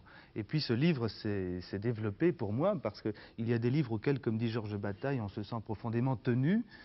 Et puis, grâce à Madame Lachenal, j'ai pu confier le texte complet à Denis Roche pour la collection de fiction et compagnie. Alors, ce qui est le plus frappant, c'est cette forme d'exigence qui était totale, permanente. Et j'ai fini tout simplement par comprendre, mais pour moi, et sans l'imposer, que Rimbaud n'est pas un écrivain, même si je dis que c'est le plus grand, même s'il est la figure la plus pure, mais qu'il est quelqu'un qui est passé par l'écriture, comme par vraiment mille autres projets, toujours à la recherche de quelque chose. Et ça, c'est la dimension de la quête. Okay. Vous montrez qu'il a été un caravanier hors pair. 40 km par jour, 40 à cheval par jour, ou à pied. et oui. sans jamais donc perdre la vie, mais qu'il a été un piètre négociant. Quand même. Oui, il ne savait pas vendre, je crois qu'il ne savait pas vendre. Oui. Alors, vous faites justice d'une accusation qu'on a portée sur Rimbaud, à savoir qu'il a été trafiquant d'esclaves. Oui. Hein, marchand d'esclaves, c'est pas vrai. Écoutez, moi, je ne cherche pas à défendre une idée de Rimbaud a priori. Non, Je crois pouvoir le dire. Oui. Il aurait été marchand d'esclaves, ça aurait été très bien. Hein, on aurait pu faire un truc terrible. Oui. Mais alors, le fait, c'est que d'abord, quand on regarde les documents, on s'aperçoit que c'est littéralement impossible. Je me permets de renvoyer à un chapitre où j'ai essayé de documenter ça. Mais la question qui devenait intéressante pour moi, c'est qu'étant donné qu'il n'était pas possible que Rimbaud se livre au trafic d'esclaves, et je disais mon scandale tout à l'heure, Jussi, parce que à partir du moment où Rimbaud abandonne la poésie, il n'intéresse plus, il cesse d'écrire, il n'intéresse plus. On le traite de négociant, bourgeois, raciste, colonialiste, enfin. Et quand on va vivre simplement, ou essayer de vivre pour soi, cette expérience, on s'aperçoit qu'il y a, je dirais, dans cette façon de souffrir, une forme de rachat. C'est ça qui est très Oui. frappant. À mon avis, Il y a une Non, mais phrase de Claudel sur lui, que vous citez. je cite souvent Claudel, mais enfin évidemment c'est le mystique à l'état sauvage. Le mystique à l'état sauvage. Oui, c'est-à-dire, ce qui est très frappant, c'est que j'ai eu le sentiment que c'est quelqu'un qui, après avoir beaucoup souffert et après plusieurs échecs, étant donné cette intransigeance qu'il a signée à la poésie, a tenté de se racheter, d'abord de fuir cet Occident dans lequel les valeurs de Papy Vincenot n'arrivent pas à satisfaire un jeune homme de 18 ans ou de 17 ans en 1880 ou aujourd'hui. Fuyant cet Occident-là, il tente de se racheter. Je veux dire, il a fait des choses très mal, n'est-ce pas? Il a fait des choses très mal pour lui, pensait-il, qui étaient conditions de la transformation de la poésie, du langage de la vie. Et il l'a dit, hein, là, il a dit sur son lit d'hôpital à sa sœur Isabelle, pourquoi? Parce que c'était mal. Alors on dirait qu'il va à la limite du monde connu, à l'époque, en Abyssinie, si loin, comme pour se racheter. Et alors les esclaves, c'est ça, parce que je crois qu'ils n'arrivent pas, et c'est ça qui est le plus pathétique, je trouve, ils n'y arrivent pas. Ils voudraient bien devenir riches, ils voudraient bien se marier. Et il y a toujours en lui cette forme de l'impossible, qui est un des plus beaux textes d'une saison en enfer, et qui fait qu'il repousse toujours. Et alors, ce qui m'a le plus bouleversé, car au fond, ce livre, pour moi, n'est qu'une émotion, c'est de m'apercevoir qu'il y avait un destin. Pas une globalité. Il y a quelque chose d'inéluctable. Une globalité. Et ce marcheur qui finit unijambiste, je trouve ça Oui. extraordinaire. Mais on parle beaucoup de Rimbaud, on ne parle pas de vous. Puisque je suis présent, je voudrais dire à quel point je trouve remarquable votre travail. Et vous savez, la pensée qui m'est venue quand j'ai eu fini votre livre, je me suis dit, j'ai l'impression que Borel est une œuvre posthume de Rimbaud. Il y a quelque chose, il y a un prolongement. Je veux dire que ça va plus loin. C'est une espèce de prolongement de son œuvre. Ça fait partie de Rimbaud. Je trouve que c'est tellement grand ce que vous avez fait, tellement magistral. Michel de Castillo approuve. Ah oui, Oui, non, moi Castillo. c'est un livre en plus qui m'a bouleversé pour C'est- un tas de raisons, parce que vous parliez tout à l'heure que j'hochais la tête, c'est possible, mais parce que, si vous voulez, si mystique il y a quelque part, il est dans ce livre-là. C'est Ah oui. Rimbaud. Ah oui. C'est ça le mysticisme. Je veux dire que c'est lui qui crève de soif d'absolu. C'est pas le fait de garder sa semence, c'est le fait de crever les nerfs tendus, la peau tendue, Exactement. et de demander C'est l'impossible. pathétique, c'est Mais une- l'impossible à Dieu, l'impossible à l'enfer, l'impossible à la vie, partir ailleurs, le rêve de l'Orient, partir toujours, ne pas être satisfait de l'ici, traverser l'ordure, oser le dire, oser blasphémer, oser épuiser ce qu'est une vie d'homme. Alors ça, je veux dire, c'est ça le mysticisme. C'est pas, ça consiste pas à savoir ce qu'on garde, mais ce qu'on donne. exactement. Il a tout donné. Il a Je tout trouve donné, que oui. ça, c'est- Il est allé aux limites, et je crois que c'est la figure pour ça la plus pure. On aurait des conceptions différentes de la pureté. Mais je crois qu'il y a au moins quelque chose en commun. C'est la protestation d'innocence qu'on trouve dans le livre de Michel del Castillo, et même dans le précédent, La Nuit du décret. C'est une protestation d'innocence qui est... oui, qui est tout à fait fondamental. Vous voyez, je croyais en Abyssinie qu'Arthur Rimbaud pensait que tout ce qu'il avait fait, comme il l'a dit à sa sœur, c'était très mal. Mais en réalité, c'est quelque chose de beaucoup plus fondamental. C'est le fait même d'être. À partir du moment où on est limité physiquement, comme si on pouvait ne pas accéder à cette forme d'au-delà qu'il recherche physiquement, 40 km par jour, toute sa vie. C'est ça, la protestation fondamentale. Alors, il y a une maison Rimbaud, qu'est-ce que vous avez trouvé là-bas? Non, vous savez, ce qui est le plus Ouais. fascinant, c'est que le temps est suspendu. Et alors, on voit ce que Rimbaud a vu, on a l'impression d'être dans un livre d'images du 19e. Alors, il n'y a plus de maison Rimbaud. Et elle se trouve sur la couverture d'un des deux livres parce Oui, que sur la c'est en hommage à cette maison. Quand le nom de Rimbaud est revenu célèbre, on lui a donné la plus belle maison du village. Ah, Mais oui. le vrai Rimbaud, il est aussi dans son jardin de bananes, quoi. Ah oui, c'est ça. Bon, alors il y a aussi ce nom de Rimbaud gravé sur une pierre d'un temple, d'une pyramide en Égypte. À Luxor. À Luxor. Alors Oui. qu'est-ce que c'est que ce nom de Rimbaud? Alors il y a la photographie d'ailleurs de la pierre dans le livre. Là. Alors qu'est-ce que c'est que ce Rimbaud là? C'est une énigme. Ouais. Et je crois que cette signature est juste comme énigme. C'est-à-dire, vous savez, moi c'est ça qui m'a le plus bouleversé, de commencer le voyage dans la neige violette des Ardennes Et puis j'ai compris que pour moi, il s'achevait devant cette signature solaire. Entre le désert dans lequel Rimbaud a tant souffert, des souffrances inimaginables, comme il le dit lui-même, il faut le prendre sur parole. Entre ce désert et la neige, c'est comme s'il était toujours, comme il le dit dans un poème, du même désert, à la même nuit. Quelqu'un qui était en somme absent du monde. Et j'ai quelques raisons, mais alors cette fois biographiques, détaillées sur le thème de la filature, de penser qu'il était en effet en Égypte à cette époque. Et comme on ne pourra jamais le savoir, c'est sans importance. Ce qui est important, c'est qu'elle est juste, dis-je, au sens où il aura son nom, ou quelqu'un pour lui aura gravé son nom, en Égypte, au pays de l'éternité et de la naissance de l'écriture. Et à un moment, vous posez cette question que je trouve fondamentale. Et s'il avait là-bas connu la poésie du réel? Est-ce que c'est pas la vraie question, ça, non? Oui, alors, on est tenté de le penser. On est tenté de penser qu'après la poésie et son échec, on va vivre le réel. C'est une position juste. Philippe Soupeau m'en a souvent parlé. En réalité, quand on voit le pays, on s'aperçoit que la poésie était vraiment un exercice littéraire, enfin quelque chose qui est lié vraiment à la médiation du langage, et que Rimbaud a tout éprouvé sauf la poésie du réel. On est tenté de le dire, les surréalistes, etc., beaucoup l'ont dit. Mais en réalité, il avait cette forme de pureté. De pureté. De pureté, La il faut poésie du revenir réel. au terme. Et puis, C'est ça. non, mais vous savez, la poésie du réel, écoutez, d'abord, il était chaque jour, il risquait sa vie chaque jour. Il avait, pour aller, moi, je vous dis que je ne survivrai pas 15 jours. Oui, c'est très frappant dans votre livre, c'est de montrer tous les dangers auxquels il a échappé pendant 10 ans. C'est incroyable. Incroyable. Les fauves chaque jour, connaître les Danakil, par exemple, c'est la tribu, une des tribus que les ethnologues les plus nuancés nomment les pires sauvages de la Terre. Ils mettaient des testicules de frangi, les étrangers, autour de leur cou pour pouvoir se marier. Vous voyez, M. Vincenot, ce n'est pas les mêmes mœurs. Et par exemple, également, il fallait connaître les maladies, comment survivre, comment se nourrir chaque jour, et ça pendant 10 ans. Alors, les deux livres, il y a deux livres. Alors, il y a le récit de votre voyage, donc, qui se trouve là aux éditions du Seuil, Rimbaud en Abyssinie, et puis alors celui-là qui est publié donc, chez Lachenal et Ritter. Alors, c'est un livre qui est alors complet, puisqu'il y a donc votre récit, bien entendu, un peu découpé différemment.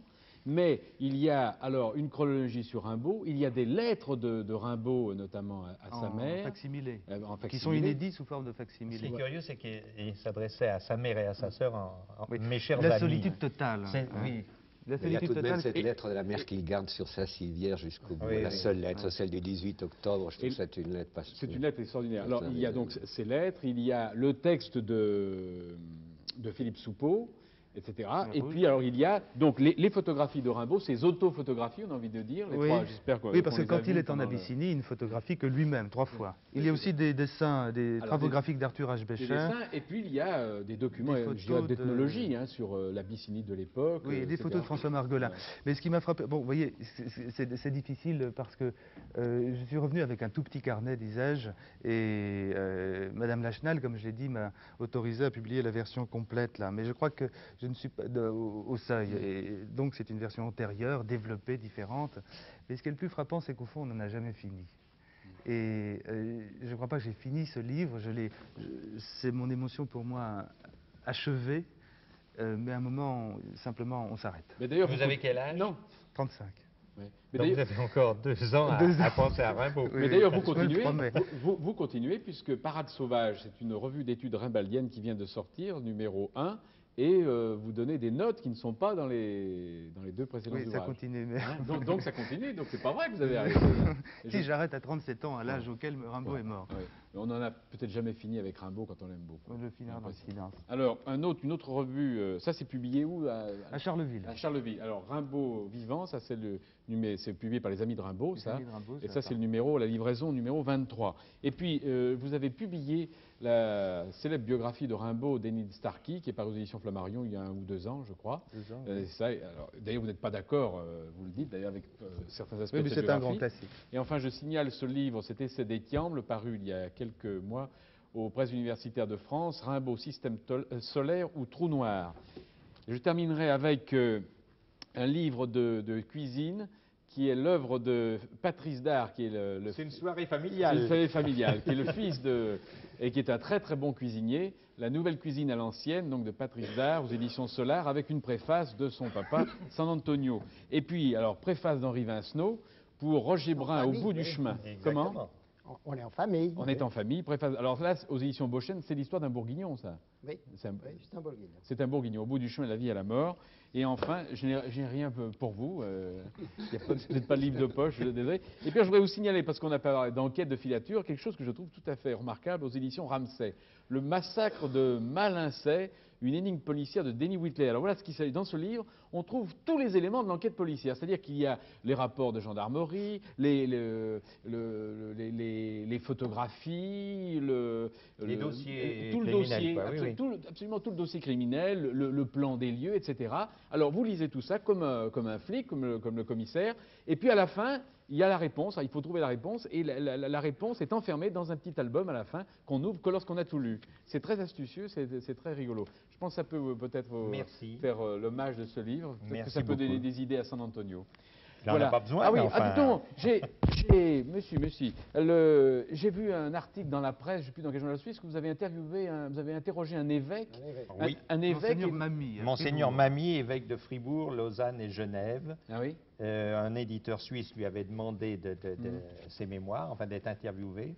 Et cet évêque, qui est un lecteur à moi, ce qui vous prouve que je suis quand même, lui, dans les bons endroits, a demandé à ce que ce soit moi qui l'interviewe. Alors, pour une fois, j'ai changé de rôle. En général, c'est moi qui ai interviewé Monseigneur Mamie, et ça a été un moment de grande qualité. Oui. C'est dommage, mais j'ai pas reçu le livre. Je ne l'a pas envoyé. Je l'avais donné, il s'est s'est égaré. éditions Et c'était aux éditions Michel. Très bien. Eh bien. Pas Albin. Martin, je ne sais plus. Bon. Je te demande pardon, hein, Michel Colliard, mais je ne me souviens plus. C'est l'éditeur. Ah bon. Alors je lui fais un petit message. Très bien. Parfait. Eh bien, vous entrez en grâce. C'est formidable. Mais j'avais l'impression d'y être déjà un peu. Vous savez. Je vais dire que Monseigneur n'a fait que confirmer la chose. Très bien. Eh bien, merci à tous les quatre. Bonsoir à tous et à la semaine prochaine.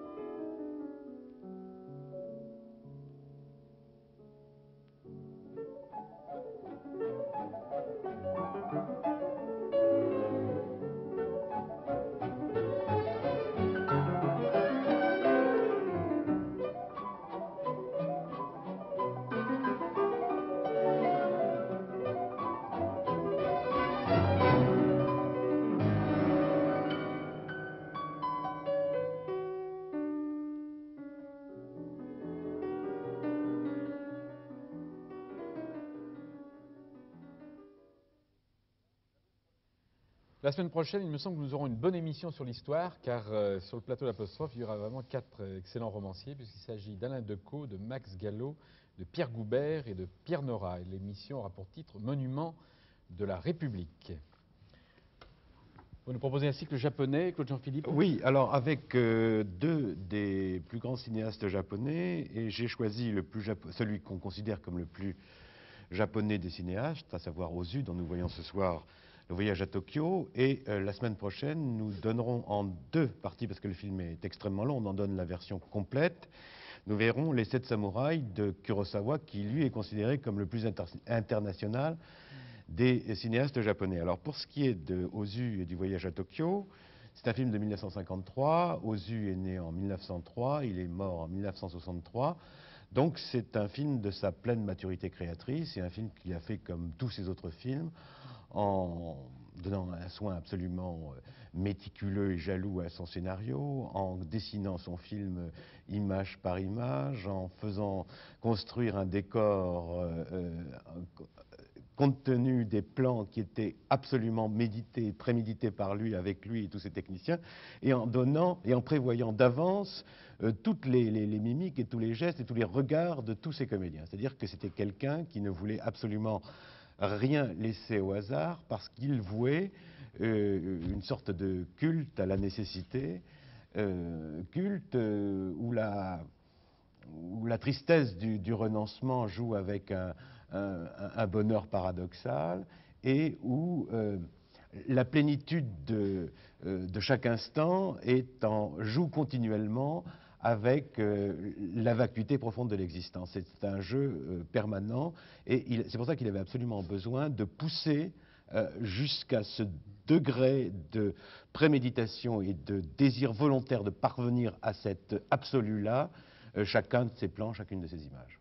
Merci Claude Jean-Philippe. Donc d'abord le plus français des journalistes, Hervé Claude, et ensuite le plus japonais des cinéastes, Ozu.